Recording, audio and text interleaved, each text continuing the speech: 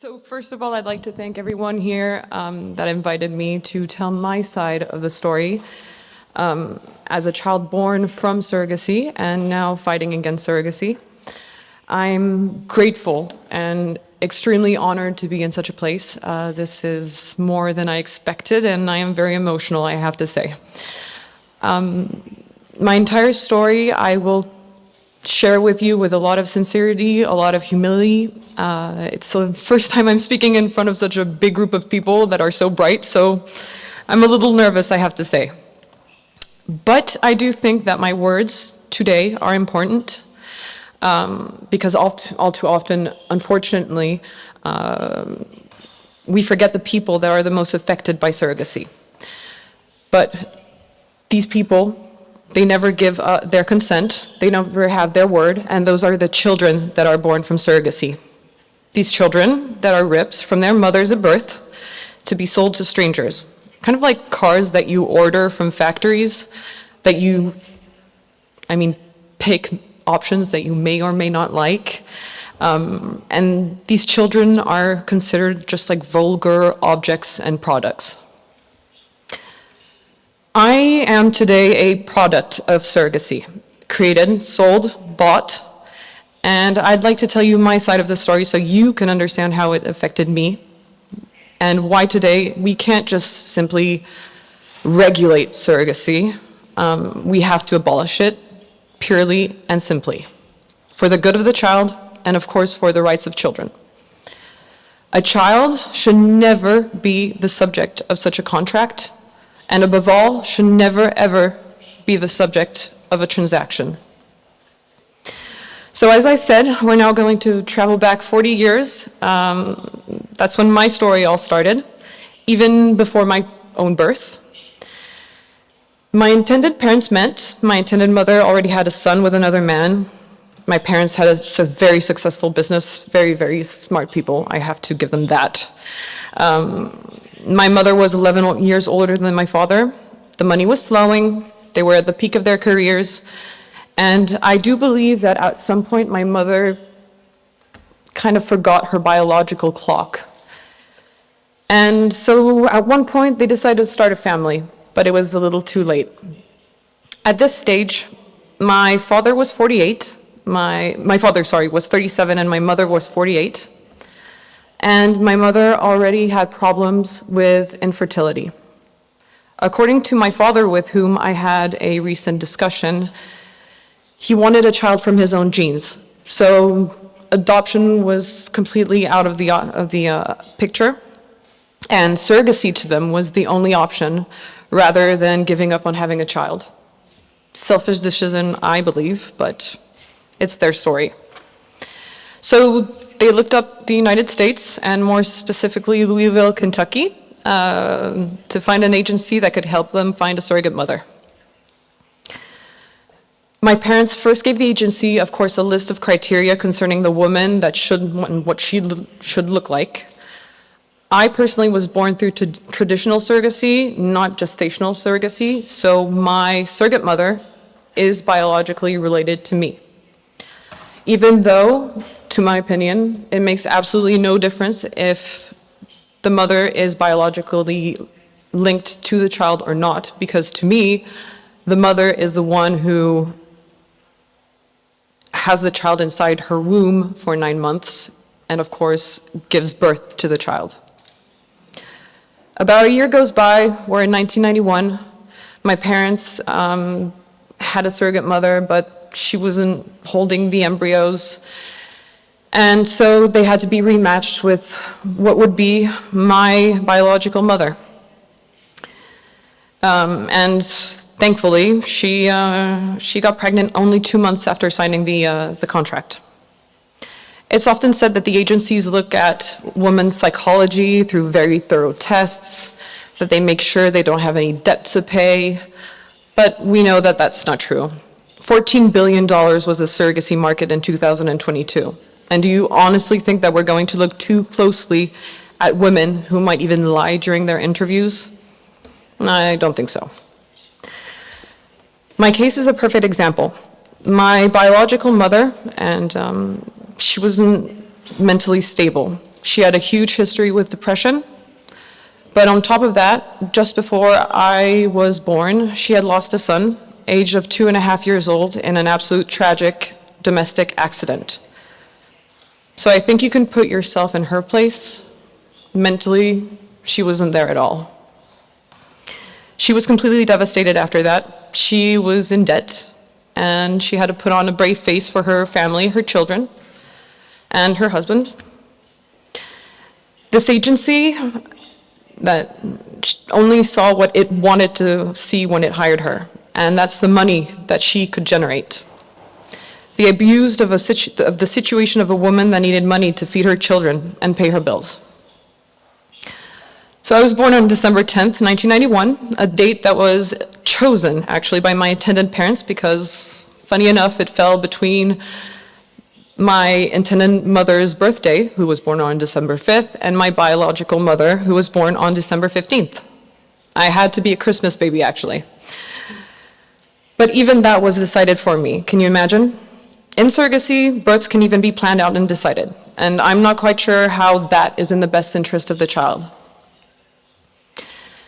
And that's where it gets a bit emotional for me. As soon as I was born, I wasn't placed in the arms of my biological mother. The mother who had carried me for 9 months, the one who fed me, the one who spoke to me, the one who I felt every emotion invade her when she was pregnant, the one who in the end was the only person I knew. No, I had to take the great leap of the infant out of my mother's womb into the cold, austere world, the hospital lights, and I had to be sold and finalize the transaction into the arms of my adoptive parents, whom I didn't know. And that, unfortunately, was the first trauma that would write the rest of my life, the trauma of abandonment. So as a child, I was already showing signs of the trauma of abandonment. My parents couldn't leave me. I would be hysterical. I was a very complicated child. I was always afraid of rejection. I had trouble making friends. My parents couldn't leave me anywhere, sleepovers, parties. I would go in this hysterical crisis. And so they couldn't leave me. I was just afraid, unfortunately, that I would suffer a second abandonment every time they left me. But at that point in time, I was already going through an inner battle. How could I build myself without knowing where I came from? During my adult life, things got worse. I sank into alcohol, addictions. I even was raped because I was constantly putting myself on edge. I made several suicide attempts. My life wasn't the best. I had a hard time having normal friendships. I would suffocate people because I was afraid that they would leave me. I was alone. I was very, very lonely. I sank into a lot of depressions. I'm sorry. I was also never able to find a good job. I wasn't stable. And I had a hard time finishing my studies. Then, thank God, I met my husband, who gradually helped me rebuild my life as it is today, with a lot of patience, a lot of love. He let me lash out all my emotions and understood exactly why I reacted the way I would. Today I have 3 beautiful children, but unfortunately they in turn suffer from my traumas. My daughter, my oldest, Eleanor, suffers from the trauma of abandonment, and my son Theodore, my second, suffers from the trauma of rejection. Unfortunately, they suffer in turn from my traumas because I do thoroughly believe that all of these are transgenerational.